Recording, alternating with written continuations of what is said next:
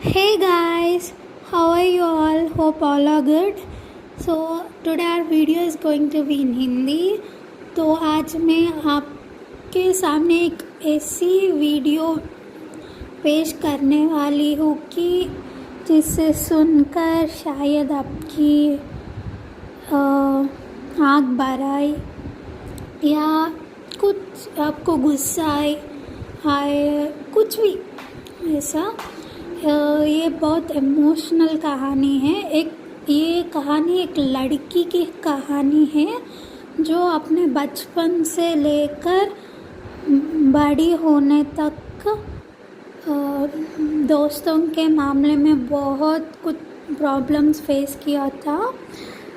तो आज मैं आप सबको उस लड़की की कहानी के बारे में बोलना चाहती हूँ। जब से वो सेकेंड क्लास से लेकर इंटर सेकेंड ईयर तक उसने अपने दोस्तों के मामले में बहुत तकलीफ़ें सहा था। इसलिए मैं आपको उस लड़की की कहानी आज सुनाना चाहती हूँ। मैं आपको ये लड़की की कहानी क्यों सुनाना चाहती हूँ, इसके पीछे भी एक वजह है। मैं आपको कारण पूरा कहानी होने के बाद अंत में बताऊंगी। तो let's get into the video guys. तो ये एक लड़की की कहानी है जिसका नाम है निशा। वो अपनी प्री प्राइमरी एजुकेशन अपने गांव में ही पूरी कर ली थी और जब वो फर्स्ट स्टैंडर्ड में जाने वाली थी तब उनकी फैमिली ने हैदराबाद को शिफ्ट हो गया था।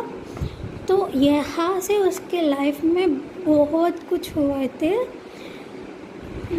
इसलिए मैं आपको आज वो सब बताने वाली हूँ। तो जब वो हैदराबाद गई थी वहाँ उसने एक स्कूल में एडमिशन भी लिया था, फर्स्ट स्टैंडर्ड से ज्वाइन किया था और वहाँ उससे एक दोस्त मिल गई थी जिसका नाम है हर्षिता। और वो दोनों बहुत पक्के दोस्त बन गए थे। तो वो बहुत बेस्ट फ्रेंड्स हो गए थे। हमेशा एक साथ ही बैठते थे, एक साथ ही पढ़ते थे, जो भी काम करते थे एक साथ ही करते थे। निशा को हर्षिता के ऊपर बहुत विश्वास था। वो कभी उसके बारे में गलत नहीं सोचती थी या कोई भी हर्षिता के बारे में गलत बोला तो उससे वो टॉलरेट नहीं कर सकती थी। ऐसा चल रहा था उनका दोस्ती। अचानक सेकेंड क्लास में हर्षिता ने निशा को छोड़ दिया था, मतलब वो उससे बात करना छोड़ दिया था। निशा को पता नहीं था कि क्यों हर्षिता ऐसा कर रही है, क्या वजह है, उसे कुछ नहीं मालूम था। वो जानने की बहुत कोशिश भी की थी लेकिन उसे कुछ मालूम नहीं पड़ा। और जब वो बहुत दुखी हो गई थी और सिचुएशन का एक्सेप्ट करके आगे बढ़ने लगी और जब वो थर्ड क्लास में आई तब उसे एक और लड़की ने पूरा सच बताया था कि हर्षिता ने निशा को क्यों धोखा दिया, मेरा मतलब क्यों उससे बात करना छोड़ दी। क्योंकि किसी और लड़की ने हर्षिता को निशा से दोस्ती तोड़ने के लिए कहा था और हर्षिता ने उस लड़की की बातों में आकर निशा से दोस्ती तोड़ दी है। और ये सब निशा को थर्ड क्लास में पता चला। वो सुनकर कुछ उदास हुई थी लेकिन उसने सोचा अब हो गया तो छोड़ देती हूँ और उसने अपने स्टडीज़ पर कंसंट्रेट करने को सोचा और वो अपनी स्टडीज़ पर कंसंट्रेट कर रही थी। 3rd क्लास स्टार्ट हुआ था और कुछ ही दिनों में एक नई लड़की आई थी उनकी क्लास में, जिसका नाम था वंशिका। तो निशा और वंशिका बहुत अच्छे दोस्त बन गए थे, बहुत पक्के दोस्त बन गए थे।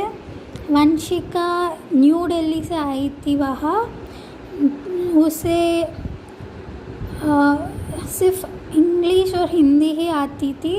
तो निशा और वंशिका इंग्लिश में ही बात करते थे और हर्षित और बाकी सब चलते थे इनकी दोस्ती देखकर। लेकिन ये दोनों कुछ भी,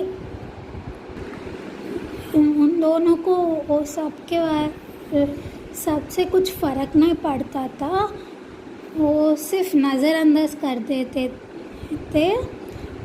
तो ऐसा चल रहा था उनका फ्रेंडशिप। और सडनली जब उनका 3rd क्लास पूरा हो गया, तब निशा को उस स्कूल छोड़ना पड़ा क्योंकि उसका कोई फैमिली प्रॉब्लम्स था कि वो कहीं और शिफ्ट हो रही थी, इसलिए स्कूल और हैदराबाद दोनों छोड़ रही थी। और हैदराबाद से वाइज़ाग शिफ्ट हो गई थी। लेकिन निशा को इस बात का बहुत अफसोस था कि वो वहाँ हैदराबाद छोड़ दी, क्योंकि उसे वंशिका से जुड़ा होना, उससे अपनी दोस्ती तोड़ना बिल्कुल भी पसंद नहीं था। वो बहुत दुखी थी, लेकिन वो अपनी फैमिली की प्रॉब्लम्स को लेके कुछ नहीं बोली और वो सब वाइज़ाग शिफ्ट हो गए। और वाइज़ाग में निशा ने 3rd के बाद 4th क्लास नहीं पढ़ा था, वो 3rd के बाद डायरेक्टली 5th क्लास में जंप की थी और डायरेक्टली 5th क्लास पढ़ा था। और वहाँ भी सेम किस्सा दोहराया था कि वो एक लड़की थी प्रीति नाम का, वो भी वैसा ही था, पहले अच्छा था। निशा और प्रीति बहुत अच्छे फ्रेंड्स थे।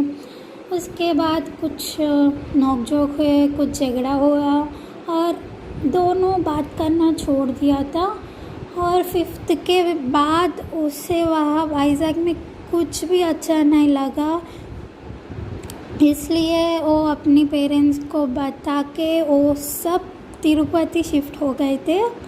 और तिरुपति में वो 6th से लेकर अब तक, मेरा मतलब इंटर 2nd ईयर तक पढ़ी थी। और 6th से 10th क्लास तक वो एक ही स्कूल में पढ़ी थी। वहाँ जो हुआ निशा के साथ वो बहुत ही बुरा हुआ। सो गाइस, आज का वीडियो यही ख़त्म होता है।